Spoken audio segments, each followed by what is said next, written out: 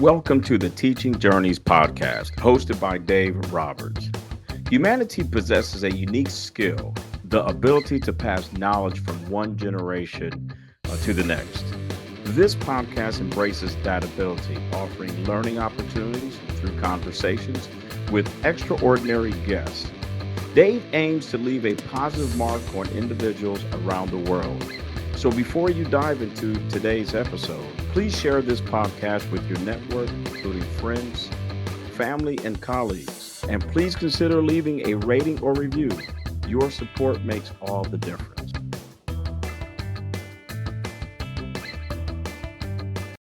Hi, everyone, and welcome to another episode of the Teaching Journeys podcast. I'm your host, Dave Roberts, and today it is my pleasure to have as my guest Carolyn J. Murphy.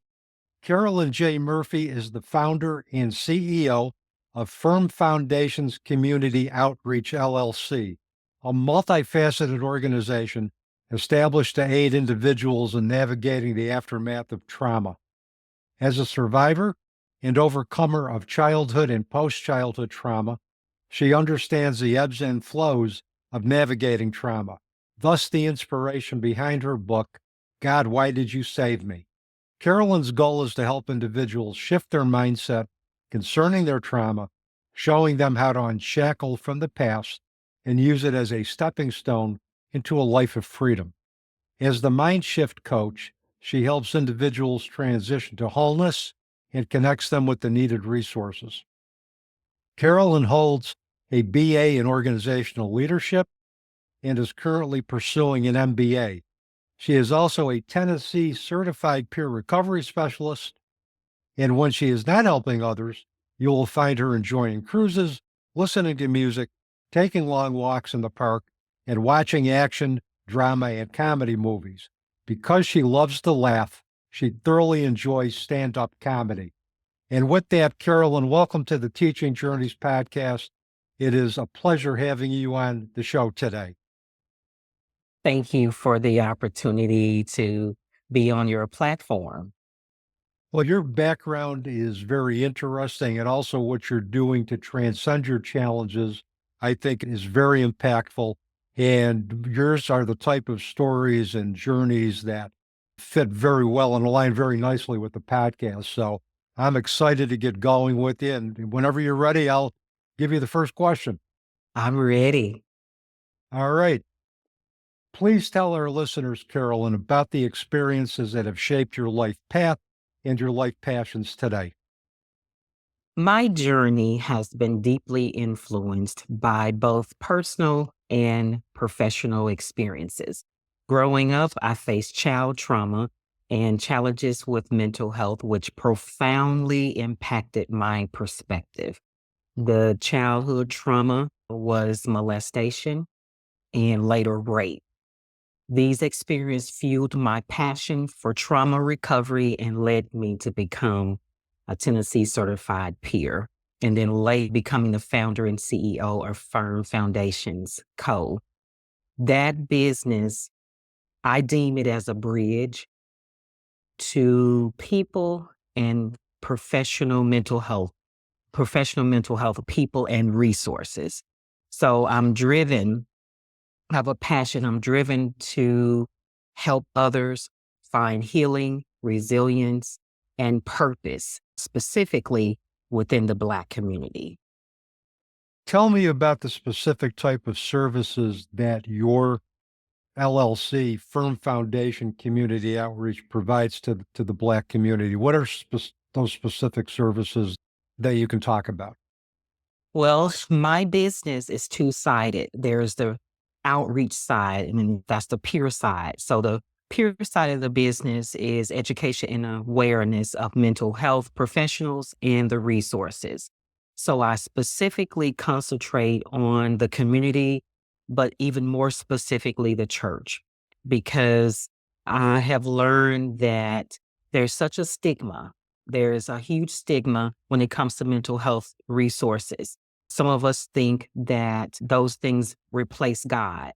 And I am here to let them know they are resources, just like everything else. So On the peer side of the business, I have a podcast that I introduce mental health professionals, coaches, because I want to take the holistic approach with it, that everything affects our mental health. There is no more escaping it. We can afford to neglect it.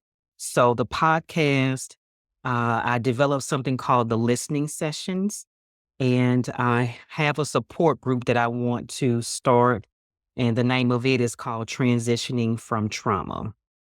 That is important. And I think one of the things that I recall being in the human services field for over 27 years, resources were always an issue. There were more individuals that needed treatment than there were resources to provide it.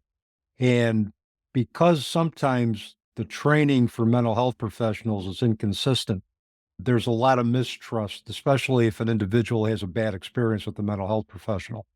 So I think as support resources that can augment the existing mental health resources, I think are extremely key. And I've always been a firm believer that combination of really solid support, whether it's from a church community, a 12-step group, or another support group, combined with good, competent, holistic therapy can help individuals achieve their goals and transcend trauma. I think that combination works better than either one of those separately. Yes. And I not only want to just offer mental health resources, but I want to marry faith and mental health. And one of the things that a lot of individuals, I think, have a misconception about is that the faith-based part of our existence or the spiritually based part of our existence is not important to holistic treatment. But in reality, if we're going to do holistic treatment, we have to address not only the emotional health, physical health, psychological health, but we have to address spiritual health. And that is a mandate. I know, at least from one organization, the Joint Commission of Accreditation of Hospital Organization mandates that as part of holistic treatment, you find some way to address spiritual preferences and or religious preferences. Yes, because I think I emphasize that your faith should be the foundation. Yeah, I mean, and if you take a look at individuals like yourself who have experienced trauma, like myself who have experienced trauma, one of the things that can happen, and I'm not saying this happened in your case, but for me, my foundation of faith was greatly shattered and that was put into question. And I know for individuals, either their faith will become stronger initially after trauma or it'll become questioned initially after trauma. But in order for us to transcend it, we have to have faith in something, whether it's religious faith or faith in a higher power or faith in something greater than ourselves, whether it's a community of support or anything similar to help us transcend that trauma. I do agree, because one thing that I say is that recovery is necessary, but it's messy. And you're going to hit a lot of bumps that will cause you to wonder why you're doing this. And if you don't have anything that you can hold on to, specifically for me being a believer, saying my affirmations, there are some verses that I convert to affirmations. Your why has to be greater than your circumstances. And that is why I say faith has got to be the bedrock. Our faith has to be greater than our fear in terms of what may happen in the future as a result. We may be worried or fearful that we're going to have future traumas, we're going to have future losses, but our faith has to be greater than our fear. Exactly. We're going to get through it. Exactly. But one of the things we talked about during our introductory call is your passion about working with mental health issues that are unique to the Black community. Can you tell us about some of the mental health issues that are unique to the Black community, and how can clinicians and coaches best hold space for those issues? When it comes to the Black community, there's a huge distrust in the medical field overall. And there's very little, I think like 1% of African Americans in the mental health space. It is my hope that that number will definitely increase, but it is a greater hope that the Caucasians that are in the mental health space will become culturally aware of our community. It's my hope that we can choose a therapist or whatever mental health professional that we can definitely open up to without fear of judgment, without fear of being reported, because there are things that we may say that may alarm the person, but we really don't mean. So it's imperative that they become educated on our community so that they won't further traumatize the person that is trying to reach out for help. And I think one of the best ways to do that as a Caucasian therapist for me is I would sit down and I would have a Black client educate me on their culture. What is it that I need to do to be culturally sensitive? What is it that I'm going to do or say unintentionally that is going to set off alarms or that is going to cause a rift in the counselor-client relationship? I think the other thing for me that's really important is to be aware of intergenerational trauma. I think that has, particularly due to the 450 years of oppression and slavery and discrimination at the hands of white civilization. And I think for me, we bring our histories, I think, into any situation. We have to be very cognizant of that. I have to be sensitive to that because if I'm going to create a safe space, I have to be aware of that history between us. That's going to show that I have got your best interests at heart. And I mean, if we don't acknowledge that history, either implicitly or explicitly, that's going to bring a greater divide, I do believe. I agree with you. That's part of the reason why things keep rolling the way that they are. People are not acknowledging the history and even being dismissive to it. And I could see where that could lead to mistrust in the Black community with not only, physicians or the medical community, but the mental health community. Now, I've read, and correct me if I'm wrong with this, that in many cases, Blacks trust their church community more than they do the mental health community. And I know that the church is a center of social support, community, where everybody gets together, they talk, they solve their problems. And I can align with that because I'm Lebanese. And in my church, the Maronite church, we every Sunday, all of the generations of Lebanese families would meet after church. We'd eat fried dough. We'd get together as a community and we'd share and support each other and, try to find some solutions within that community. And I could see based on the history that exists between us, why there would be mistrust in the medical and the mental health communities. And we have to be aware of that. We have to change the narrative one Yes. interaction at a time. Yes.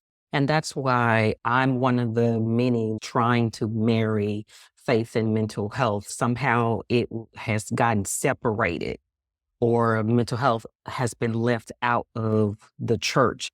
Like you said, the church has been the focal point, but we're in a place now where the church is no longer the focal point because of so many reasons. And the main reason I know is due to mental health being left out. I've heard so many stories that people are sitting in the services contemplating suicide and even completing suicide after leaving church. That shouldn't be. No, That sh- no. I've told my students that I teach at Utica University because attempted suicide, suicidal ideation is very problematic in the young population. I think from the ages of 15 to 29, suicide is the second leading cause of death in that age group. And I tell my students, if you are contemplating suicide and you think nobody's going to miss you if you go, trust that there's going to be one person that's going to miss you, and that's going to be me. There's going to be one person that's going to be affected.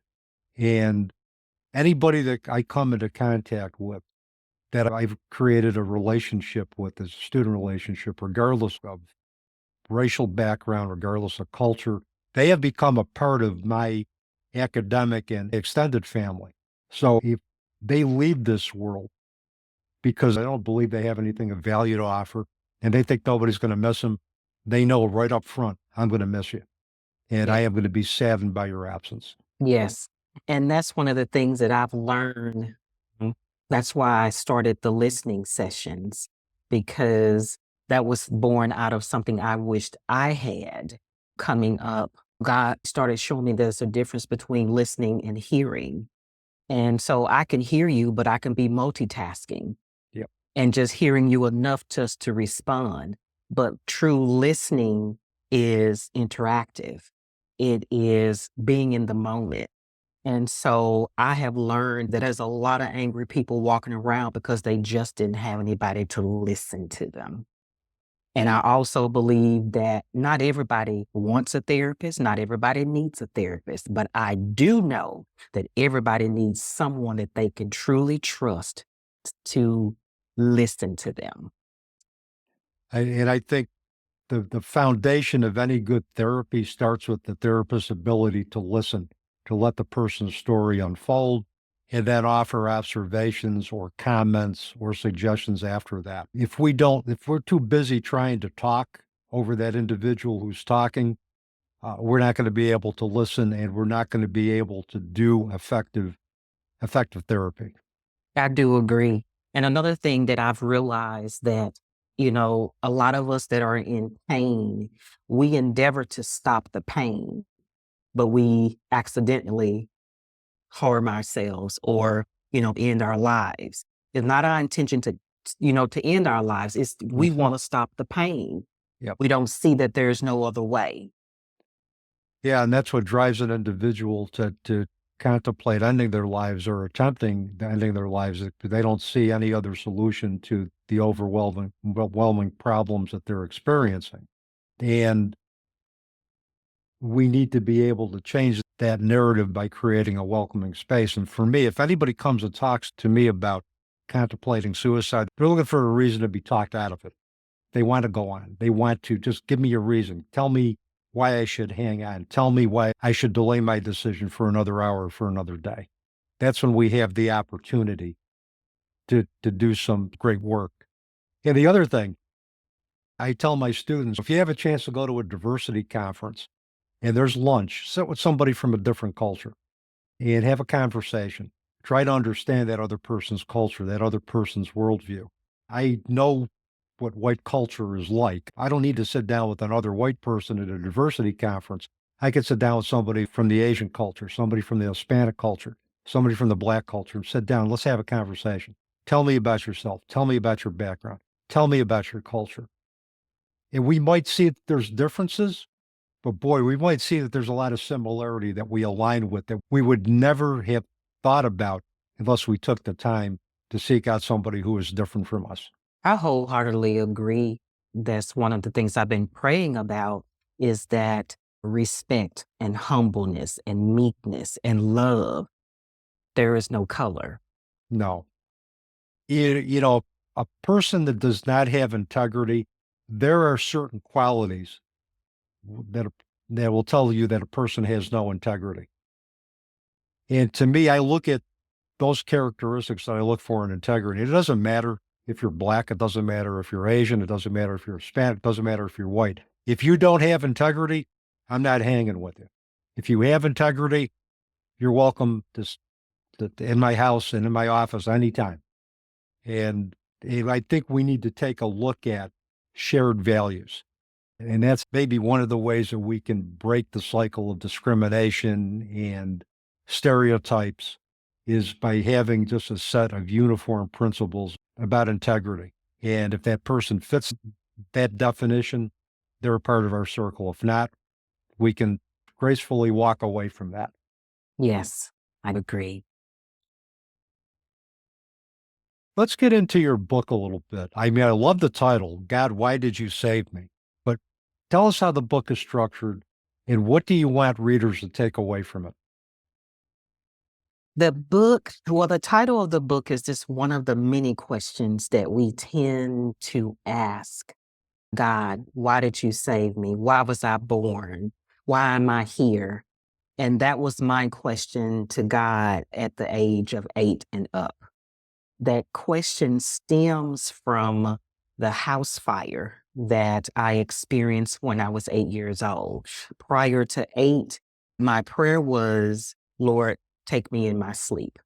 That was the gist of my prayer because childhood was so awful. I didn't know anything about taking your life. I knew I wanted to die, just go to sleep and die. After the house fire, there were two siblings that perished in the house fire. And so my prayer turned from, Lord, let me die in my sleep to, why did you save me? And honestly, I did not know that until people start questioning me about the title because it's very captivating. But they assumed that it's something to do with spiritual. Mhm. And so when so many people were asking me, why the title? And so I went to the Lord. I was like, Lord, why did you tell me to name the book this? And that's when the Lord came back to me and said, it has nothing to do with spiritual. It has everything to do with when you were a child. You asked me, why did I save you out of the fire? Yeah, I think that is a question that we ask, especially during times of when a person dies before their time, a young person dies. We ask, well, why am I still here and that young person is not? And essentially, because really, I mean, what it boils down to is we have a greater purpose that we have not yet fulfilled.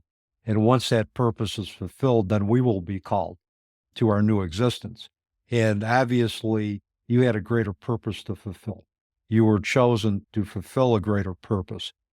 And there are times that I've wished through my own life, through my own trauma, that there would have been something less traumatic that would have gotten me to understand that.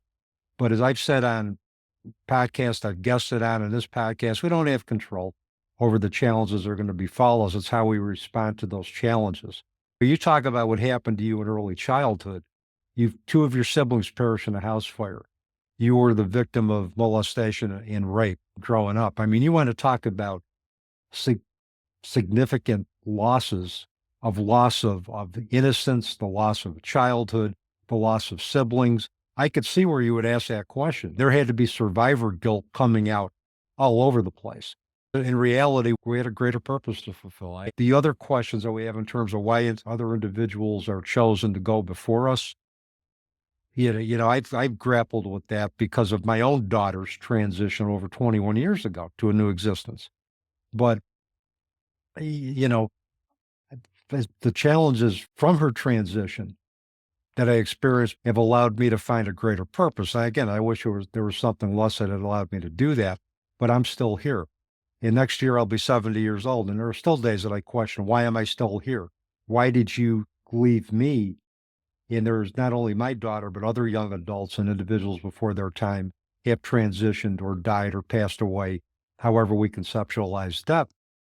I will still ask that question. And why was I given the privilege of growing older while others weren't?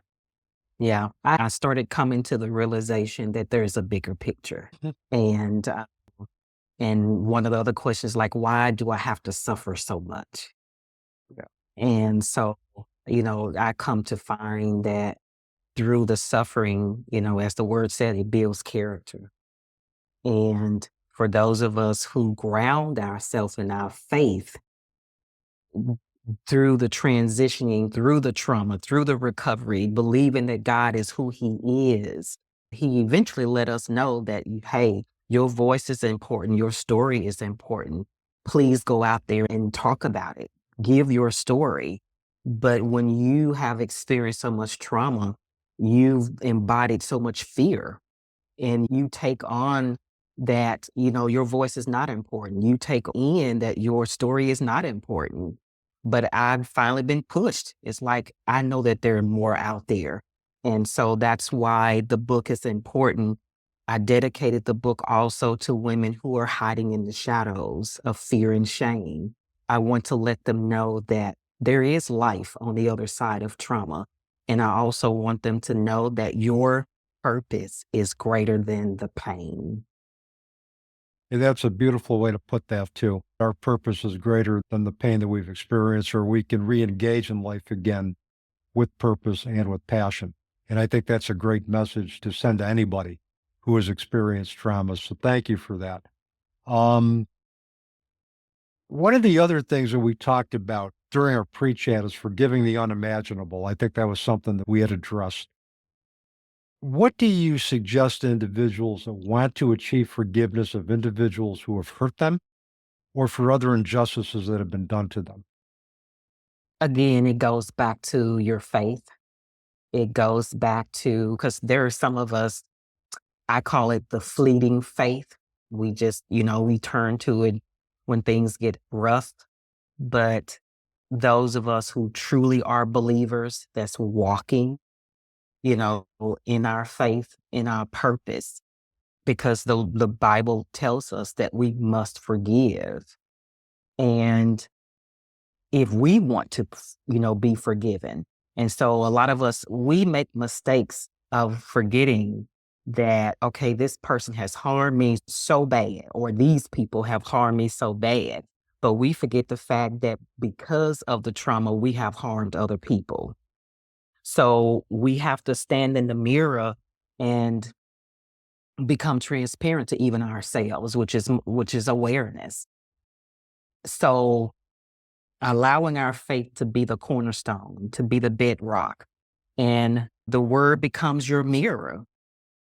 And as you become more aware of who you are, your identity in Christ, becoming even more aware of who He is in your life, it becomes easier to let go of the hurt. And one thing that I tell people, a lot of us think that if I forgive this person, that just takes them off the hook. No, they're still going to be guilty of what they did. It's the fact that you want to let go of the hold that the pain has on you. Yep. Exactly. And that's where the healing can begin, is where the pain no longer has a hold on you. And one of the best quotes I think I ever heard on forgiveness was by one of the best drummers of my generation, a guy by the name of Neil Peart, who had his own tragedy with loss. And he talked about, in terms of forgiveness, that there would be no life for me, no peace for me, until I learned to forgive life for what it had done to me, learned to forgive others for being alive, and eventually learned to forgive myself for being alive. And that I think that just boils down right to the whole shebang. You forgive the injustices that were done to you, and you also forgive yourself for being alive, and you learn not to question that consistently anymore. There's not a human law answer for why certain individuals died before their time and we're still here. The only thing that I've been able to come up with through the years of support that I've gotten and mentorship from a lot of great spiritual healers is that, like my daughter Janine transitioned to a new existence when she was 18 years old. Her soul needed only 18 human years to learn the lessons that she was going to learn in this lifetime, to teach what she needed to teach. And then she was ready, and God was ready to have her start her new existence. I mean, there's not a human law explanation to explain that, but in sacred law, that's the one thing that I've learned, and that has allowed me to come to terms and to find my peace with that, and allow me to forgive myself for things that I should have seen, things that I should have done during her illness to try to prevent that. Yeah. Another thing is, because one of the things I speak on is grief because of all of the loss in my life. And the Lord has shown me that grieving, not only people that have transitioned out of your life, but you grieve people, things, and circumstances or situations. If you've been on a job for any length of time and you're no longer there, you need to grieve that job. And that's something that I've learned, that we must learn, give ourselves permission to feel, express our emotions. Because if not, we tend to sit on them or we tend to bottle them up, but then you become a walking volcano. Absolutely. The losses that we experience that are not related to death, or those related losses that occur as a result of death, are just as important to grieve. And that type of grief needs to be honored. And we need to create a space for that. So I'm glad you brought that up, because that's a very valid point, and sometimes gets overlooked. Yes, I do agree. Now, your podcast, I you alluded to this earlier, it's called Black Mental Health Forum. In addition to your work with the Firm Foundation Community Outreach LLC, is the Black Mental Health Forum, is this another means to create global awareness about mental health issues in the Black community, or is it more than that? Yes, that is on the peer side of the business, which is outreach, which is education and awareness. I deem myself as a bridge. My theme for the peer side of the business is bridging the gap between mental health and the Black church. And so I intentionally connect with Black mental health professionals as well as coaches, mentors, because again, I take the holistic approach when it comes to the mental health, mental well-being. So it is my goal to help us embrace our mental health so we can move towards mental wellness, so we can move into mental wealth. Because there is a difference. I believe there's a difference between our mental health and our mental wellness. Can you expound on what you believe that difference is? Mental health is the way we live out our life. If you feel sad today, then your actions will show that you're living in sadness at that moment. Mental wellness is resilience, healthy coping strategies. It's something that I learned was the wellness toolbox. You get your tools that you use, which are healthy coping strategies each Mhm. day. So the whole basis of it is to keep you from going into crisis. So if you're feeling overwhelmed today, reach into your toolbox and pull out comedy, pull out going to walk, whatever you feel. I want us to embrace our mental health so we can move into mental wellness and eventually move into mental wealth, which is really living in abundance. And I think we can learn that abundance is measured very differently, particularly after trauma. For me, I've learned that abundance isn't about material wealth. It's about the richness I have in relationships, the richness I have in my own mental well-being, and just again, those people around me, family, friends. And as long as I have enough money to pay the bills and to live comfortably, and I have, a lot of other stimulation in my life from the people that I care about, my students, then I've lived an abundant life and I'm living an abundant life. So I like that. Mental health and mental wellness. I like that whole paradigm. Carolyn, if you're going to leave our listeners with one thing today, what would that be? Or it could be one thing with subcategories. How's that? Yes. Back to my phrase, your purpose is greater than the pain, and that healing and transformation is possible, but you got to do the work. Absolutely. And we can empower ourselves to do the work that we need to transcend trauma. The other thing that I've always said is we can choose not to do the work to transcend trauma and stay stuck. And, with either choice, there are consequences. Obviously, transcending trauma has more positive consequences. Not transcending it has more negative consequences to our mental well-being, our spiritual well-being, and our physical well-being. But we can choose whatever consequences we wish to experience because we do have free will.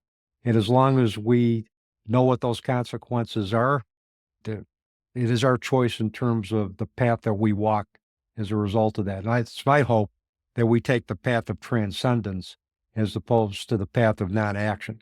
Transitioning, transforming, it's necessary, but it's messy.